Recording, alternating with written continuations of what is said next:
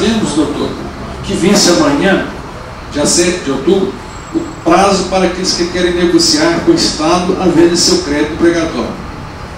Aí vem uma pergunta que eu faço, o senhor fica inteiramente para dizer, eu não vou responder porque me comprometo, mas eu fiz, eu queria fazer com o advogado, mas nós estamos na presença do juiz, então eu advogado. Vossa Excelência poderia, pelo menos, falar como está acontecendo, os percentuais, aqueles que foram aceitos? Seria possível o senhor dar um norte para a gente ou fica difícil para o senhor? Bom, a gente tem que ter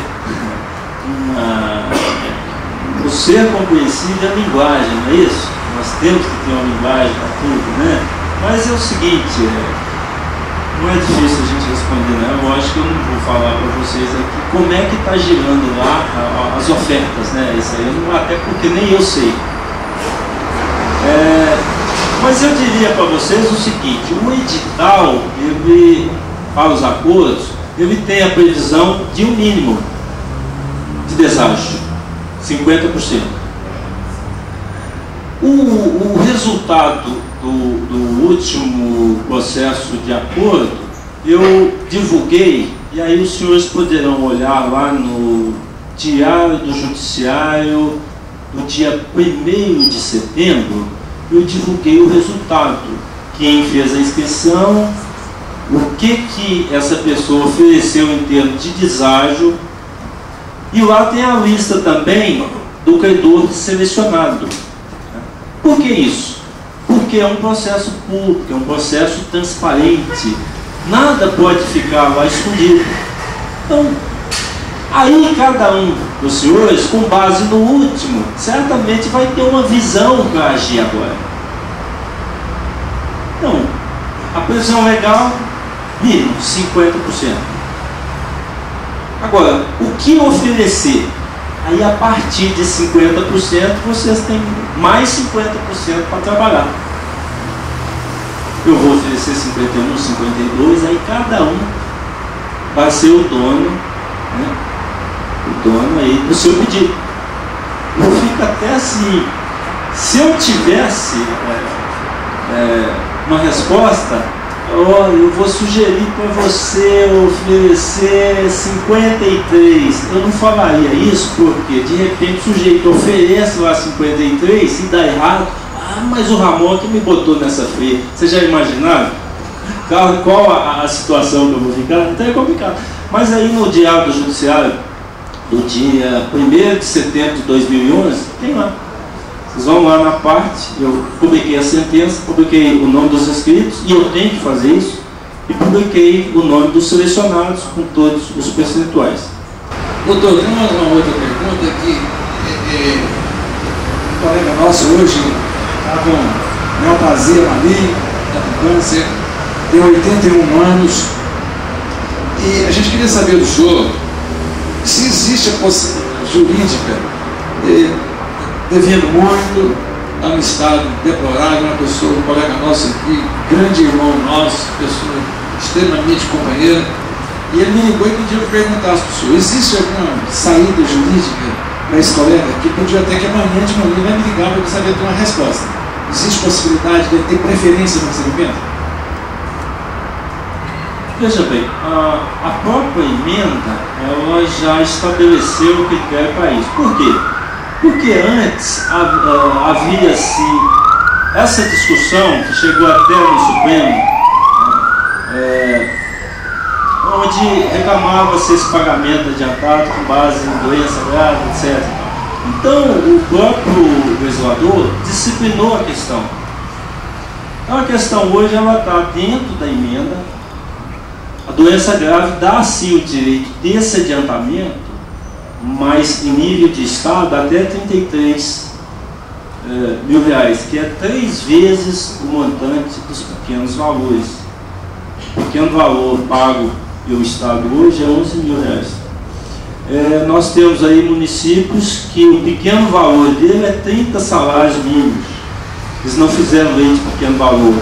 Se fizessem lei, o mínimo do valor seria cerca de 3.700 reais, com 3 vezes isso. Aqui é o município que não fez a sua lei de pequeno valor, então o pequeno valor dele está na casa dos 30 salários mínimos. Com 3 vezes 30 salários mínimos, então tem algum município aí que, para esses casos aí, do sexagenário ou do acometido por alguma doença grave, vai ter que pagar 90 salários mínimos, caso dos municípios. Mas o Estado, como tem lei, o Estado, então, esse adiantamento gira na casa dos R$33 mil, que é 3 vezes a lei dos pequenos valores. Como deverão agir as viúvas que não puderam se habilitar para recebimento dos créditos no valor de 33 determinado pelo ICMS? Se habilitar no espaço? E aí eu vou trabalhar com o regime especial, porque o devedor do precatório de vocês é o Estado, e o Estado está no regime especial. Então, o pagamento adiantado do crédito, ele é feito da seguinte forma. Aí nós temos aí a primeira ordem cronológica, o crédito prioritário. Nós temos aí o alimentar de credor portador de doença grave a qualquer tempo. Então, aquele que tiver doença grave, precatório de qualquer tempo, basta que ele faça o requerimento pedindo o seu adiantamento, juntando a prova dessa doença, e aí eu tenho o direito de receber esse adiantamento. Aí, como o Estado está no regime especial, nós temos também um adiantamento que vale para o precatório comum ou alimentar, expedido até 9 de dezembro de 2009, do credor que possuía 60 anos de idade até essa data. Então, aquele precatório expedido até 9 de dezembro de 2009, o credor tinha que ter essa idade dos 60 anos até essa data. Mas se o precatório for expedido depois dessa idade, aí a parte pode requerer esse benefício lá conosco. Se é um precatório expedido após 9 de dezembro, se ela completou 60 anos antes da expedição desse precatório, ela tem o direito de receber esse adiantamento. Aí na tela também. Essa é a regra. Doença grave, precatório alimentar, qualquer tempo. Idade. Para os precatórios antigos, aqueles expedidos antes de 9 de dezembro de 2009, os 60 anos tinham que ter sido completados até essa data. Para os precatórios novos, quando se vai formar o precatório, lá na vara da execução,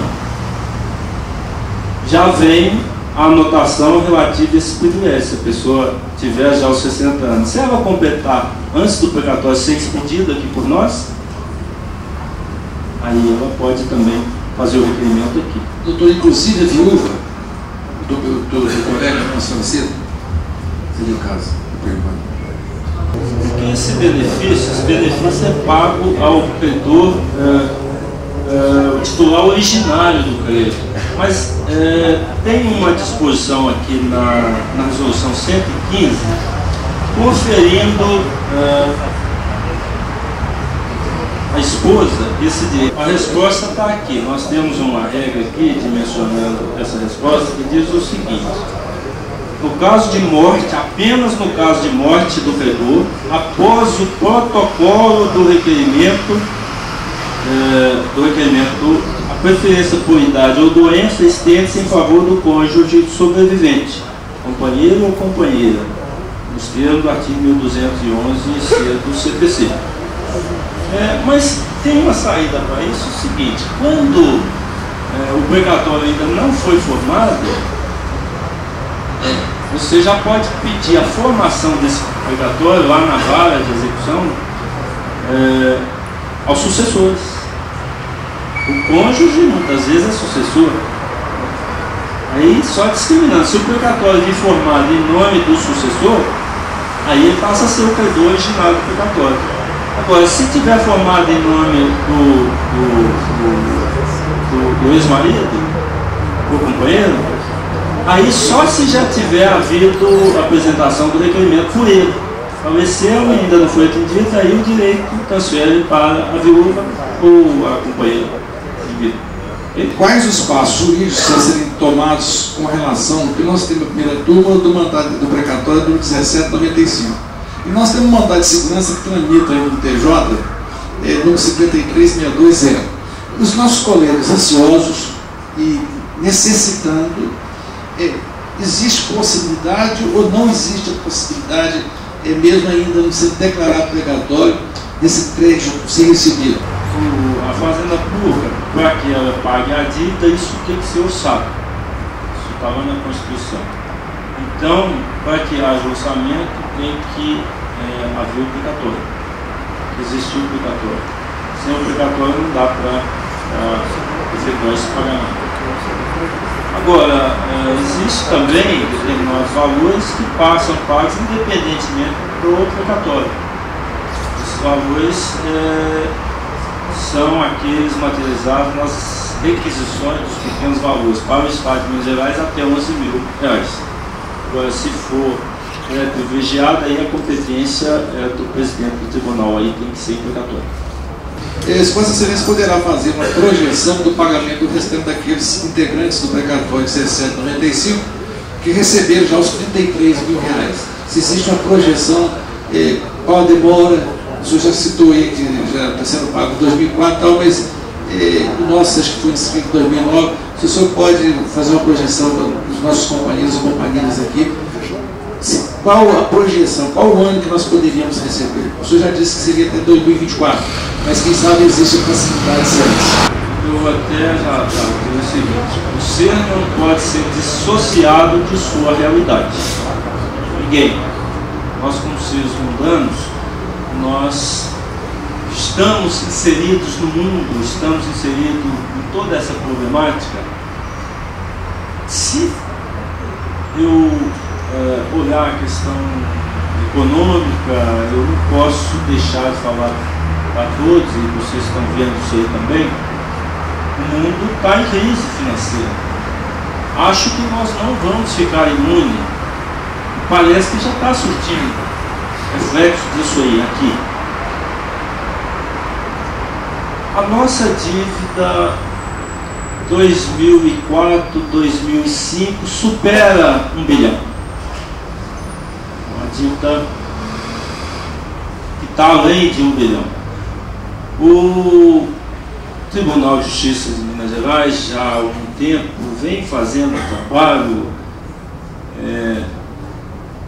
um trabalho, diria que modelar, tentativa para equacionar isso é muito grande, há um empenho. Nosso presidente tem feito um esforço enorme para dar eficácia às leis que existem, principalmente essa lei aí dos precatórios. Eu tenho trabalhado em conjunto com ele nisso aí e tenho recebido todo o apoio dele para que nós possamos dar mais alentos aos credores. Nós estamos recebendo, em 2010, nós recebemos quase 200 milhões do Estado. Aqueles quase 200 milhões, 196, se eu não me engano, eles foram destinados ao pagamento dos créditos prioritários. Então, o sexagenário e aqueles com doença grave praticamente recebeu esse dinheiro todo. Em 2011, aí nós dividimos e o Estado enviou para nós, está enviando até dia 31 de dezembro, quase 200 milhões. Desses quase 200 milhões, 100 milhões entra para a fila cronológica. Nessa fila cronológica ocorrem os pagamentos prioritários, o que sobrar vai para a cronologia. Os outros 100 milhões são destinados aos acordos, quase 100 aos acordos. Então a média de envio nesses primeiros anos tem sido aí na casa dos 200 milhões, 100 mais 100. Mas vejam bem, nós temos, eu acho que o tempo também vai fazendo com que esses valores aumentem, porque os anos vão encurtando e essa dívida vai ter que ser abaixada dentro dos próximos anos. Mas eu disse que 2004 e 2005 a dívida supera de R$1 bilhão. Se nós temos 100 milhões para a fila cronológica, certamente nos próximos 5 anos, a não ser que ocorra algo extraordinário, um precatório de 2009 dificilmente vai ser pago. que é uma perspectiva difícil, porque eu tenho uma outra fila que tira a precatória da fila cronológica, a fila dos acordos. Ela abaixa a fila cronológica, porque eu pago o precatório da fila cronológica na fila dos acordos. Aí vai depender tudo dessa movimentação que surgir nos próximos anos. Agora, de todo modo também, embora o endividamento do Estado em precatórios em 2011 tenha sido menor, o endividamento me parece que foi cerca de 130 milhões, ou seja, então nós estamos pagando nesse ano de 2011 algo maior do que o endividamento do Estado. Então tudo vai depender do que acontecer nos próximos anos, mas eu acredito aqui agora, posso até estar falando em verdade, mas acredito que um precatório de 2009, antes de 5 anos, ele não vai ser pago na cronologia não, mas pode ser que seja. Então é difícil, porque eu trabalho com duas filas, dos acordos, a fila dos acordos, e eu posso ter também algum crédito privilegiado que for a fila cronológica. Então alguém pode entrar na frente aí e receber, igual o ano passado eu paguei 200 milhões só desse tipo de crédito. Então, é por isso que fica difícil para nós iluminarmos aos senhores quanto à decisão a ser tomada. Eu, nada obstante, penso que os acordos parecem a melhor via por enquanto. A fila dos acordos é a melhor via por enquanto. Até porque eu estou mexendo com conciliação há muito tempo, virei um conciliador nato. Eu sempre gostei de conciliar, a gente aprendeu isso lá na polícia, né? Conciliar os conflitos. Continuo com essa ideia, eu acho que a melhor decisão é a decisão que as próprias partes trazem para nós, porque uma decisão imposta é uma decisão muito ruim. Ela não acaba com o conflito. Aquele que perde, muitas vezes, não, um dia eu conserto isso aí, essa derrota. É melhor que as próprias partes sejam ao acordo. Eu acho que os acordos constituem hoje a melhor via para a solução. A não ser quem tem um precatório aí, vencido em 2004, e puder esperar um pouquinho, em 2005, porque os mecanismos da emenda são bons, mas eles também não vão fazer milagre. E mesmo tendo essa emenda, a gente não sabe como é que vai ficar a economia no mundo e no Brasil. Temos aí uma Copa do Mundo, enfim, vários gastos que vão acontecer. Então eu tenho as minhas preocupações também com isso. Tenho duas perguntas. Qual o horário de funcionamento? Porque muitos aqui, eu tenho certeza, vão caminhar para amanhã na central de precatórios. E aquela pessoa que queria 100 mil reais, dá um deságio de 55%, dando um deságio de 55%, qual o valor líquido de receber isso, se o senhor puder adiantar isso para a gente?